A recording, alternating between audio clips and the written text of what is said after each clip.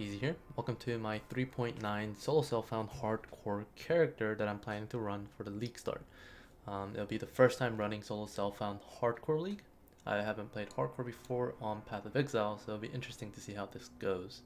The main reason for participating in this is the Zizaran race. If you guys don't know about that, go ahead and check out the PoE website. They have the information on that. I'm not expecting to be the first at anything, but I do want to participate and see if I can get some sweet rewards before I get tired of the fact that I keep dying to random stuff.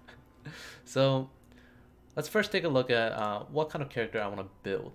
And the main consideration when it comes to doing a league start that's in solo self-found and hardcore league are the following.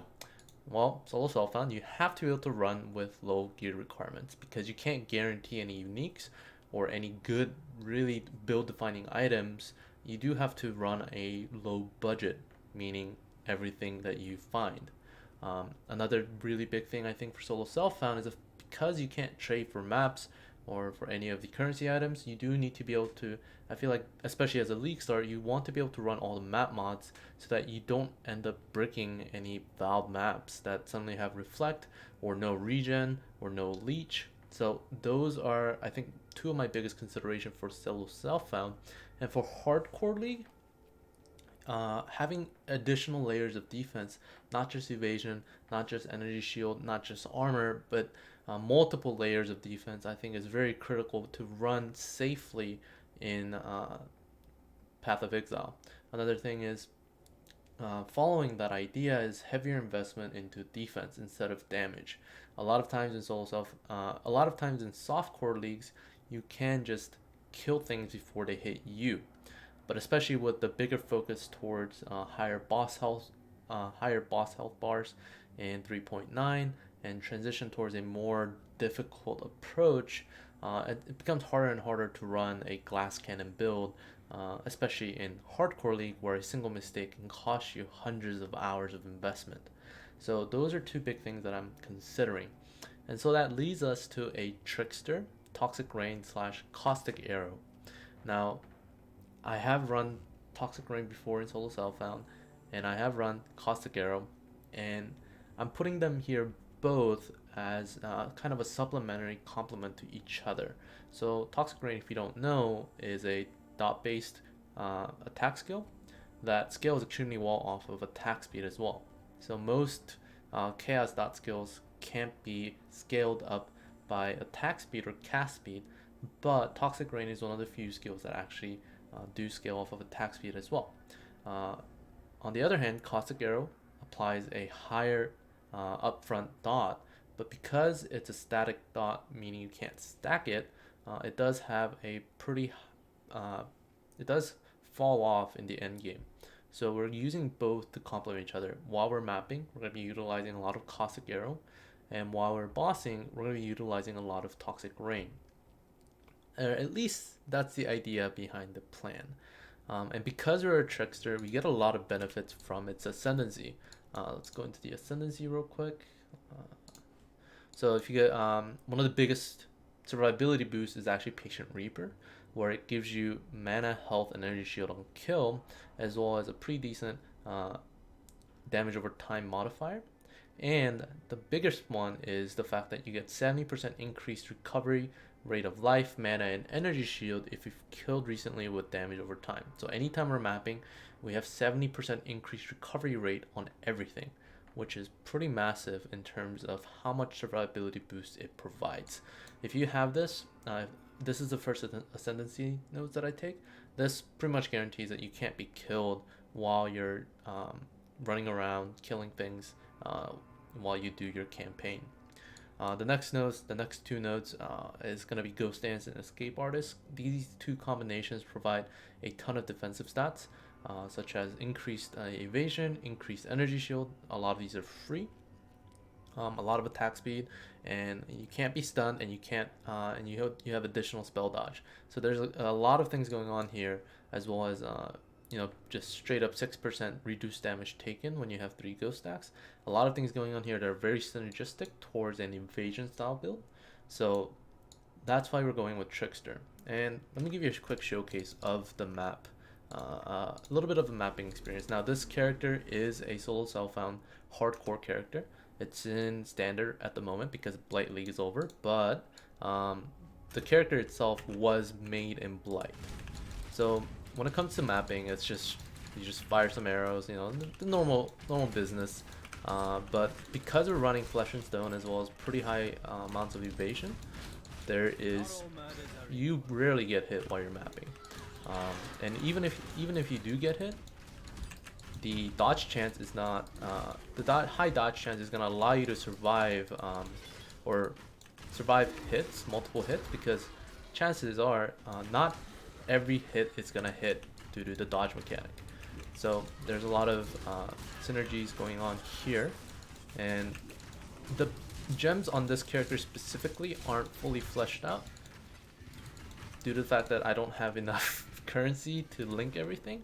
But as you can see, it's a pretty quick playstyle, and it's very smooth.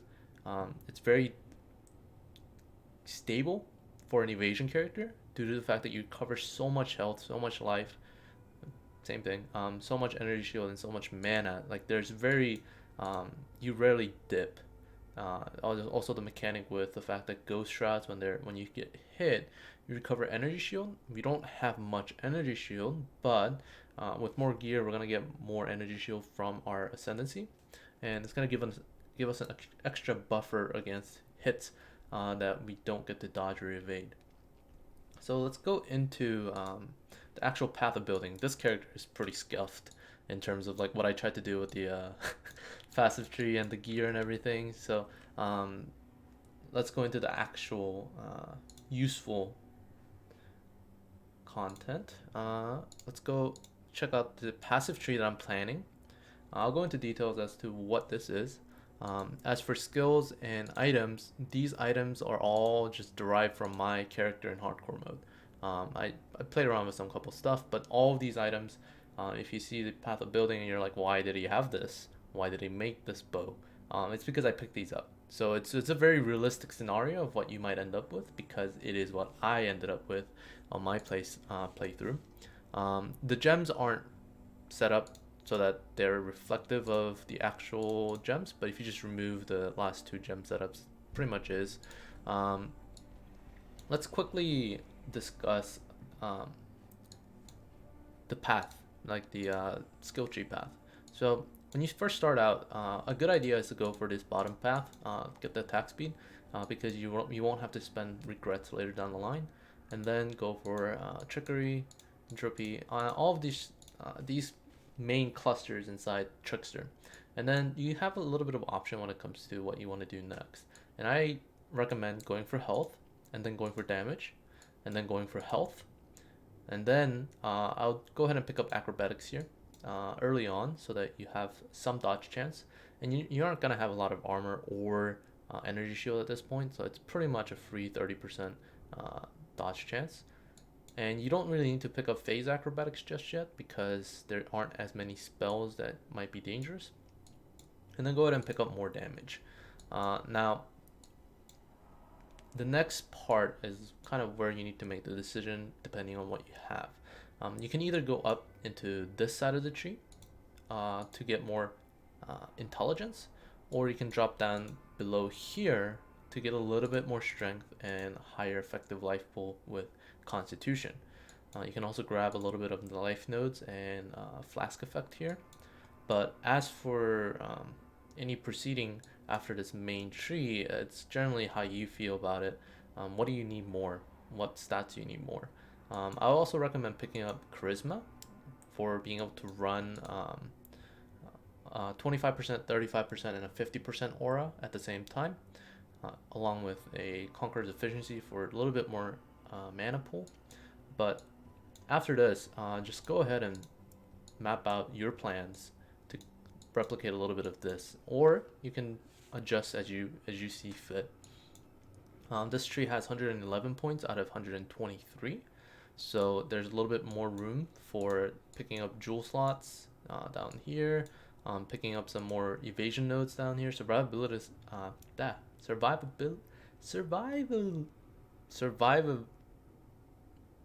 survival. Oh, why can't I? I can't pronounce. Yeah, but you can pick up some more jewel sockets here and pick up this node that I can't pronounce, as well as skill durations and such. But you don't really need the skill duration until later down the line because you're not gonna need to ramp up on Toxic Rain. At least I don't think you will, because a lot of your damage is already coming from these chaos damage over time multiplier nodes. So it's you'll you'll see how strong Toxic Rain is along with Caustic Arrow. It's pretty stupid. Um, let's go into some more details about how I plan on leveling this guy up.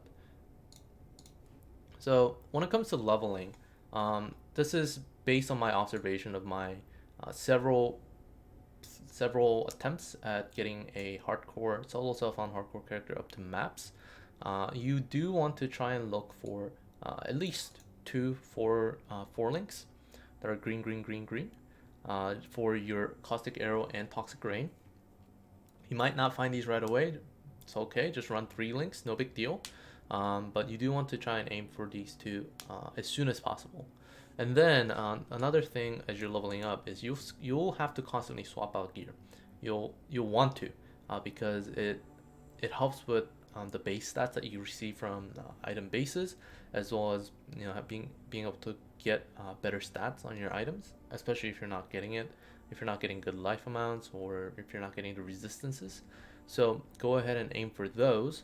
But it's important to remember that sockets and being able to get this run the skills that you need are in fact more important than the base types. So if you manage to get a red, green, red on a evasion, or sorry, on a armor and strength and intelligence base, then just go ahead and run that, and run maybe like a wither totem setup, so that you can do a little bit more damage on bosses and get rid of them a little bit quicker. Another really good thing to have is phase acrobatics. Sorry, not phase acrobatics a lot early on, because you're not going to have a lot of energy shield. So energy shield anyways. So it's good to have that extra 30% dodge. And one really big one is to have good flasks. So on my character right now, let me pull up my character real quick. I have a bubbling flask of staunching, which is really lucky, but all you really need is the staunching portion. The prefix, it would be nice to have bubbling, but because you don't really take a lot of sustained damage that you need to heal up quickly, it's okay to have instant flasks as well, so that's no big deal. It doesn't need to be bubbling, but the staunching part is pretty important. Having curse removal is also pretty important, because if you get hit with any of the frostbite or flammability or any of the elemental resistance reduction curses, that can really ruin your day. Having freeze immunity is also really critical when it comes to this. So when I say good flask, just have the prefixes or suffixes that can handle the biggest killers, which is curses, freezing, and bleeding. You might even want to run a nice ignite immunity flask so that you don't get burned, but that's largely that's pushing it, in my opinion. Like, you don't really need ignite removal, so that's something to keep in mind. So try to aim for good flasks. When it comes to the links that I ran, I had a Caustic Arrow setup, and now I'll talk about the Arrow Nova in a bit, but Caustic Arrow setup, a Toxic Rain with Void and Onslaught very early, as starting from level 12. Running Onslaught, you don't get Onslaught procs from damage over time effects. However, being able to, because Toxic Rain has pod explosions, early on when you don't have a lot of damage over time multipliers, you'll be able to kill enemies with the pod explosions, which does give you Onslaught. This is basically better length and faster attacks in those cases, but as you'll see, as you level up more and more and invest more into damage over time effects, you'll see that you're not going to get the Onslaught effect as much. That's when you want to drop that and run with something like Toxic Rain, Void, Mirage, and Vicious Projectiles. When it comes to the utility links, you want to go for something like Smoke Mine and Flame Dash. Now that combo I believe is getting nerfed, but just having Flame Dash is also good enough. Flesh and Stone and Arctic Armor is a really good combo for surviving early on, mainly because Flesh and Stone is just pretty bonkers when it comes to providing survivability. And that combined with Arctic Armor can pretty much ensure that you will never get one shot, at least in the lower levels. If you don't know, Flesh and Stone will allow you to have damage reduction. I think it's 12% damage reduction from enemies that are outside of your circle. And Arctic Armor also gives you 8% early on damage reduction from all physical and all fire attacks. So that's a lot of added benefit. And if anything hits you while you have Arctic Armor, they also get chilled, allowing you to get out of the way. Running phasing is also a pretty good idea. It's not necessary because you can usually flame dash out, but phasing can be useful. Another big combo is Blasphemy and Enfeeble. I didn't run this personally while I was leveling, so it's not 100% mandatory, but I feel like this would have helped tremendously when it came to some of the more sketchier parts, especially in the second half of the acts.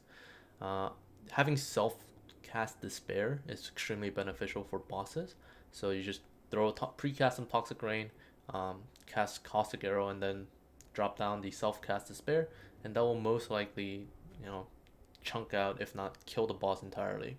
Wither Totem is also another big luxury setup. You don't really need to have it, but just having Wither with Spell Totem can often give you a much faster kill for bosses, especially because Wither can stack up very quickly, and it's straight up 6% more multiplier on the first stack, and then it goes up to, I believe, 140% at the highest stacks. So that's a big chunk of damage that you can get just from 2 gem slots.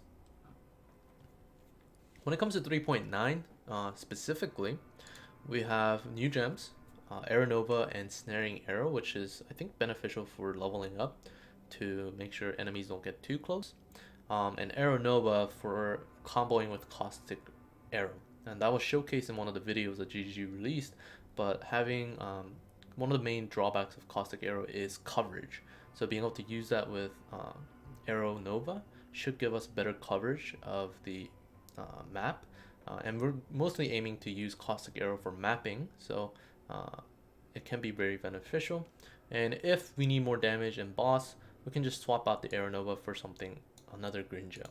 Another thing to look out for are potential nerfs, not just to Mirage Archer, which I pointed out here, but also the fact that Vicious Projectiles as a modifier is disappearing from Elder items, and every single two-handed weapon is not going to have any of the support gems associated with it.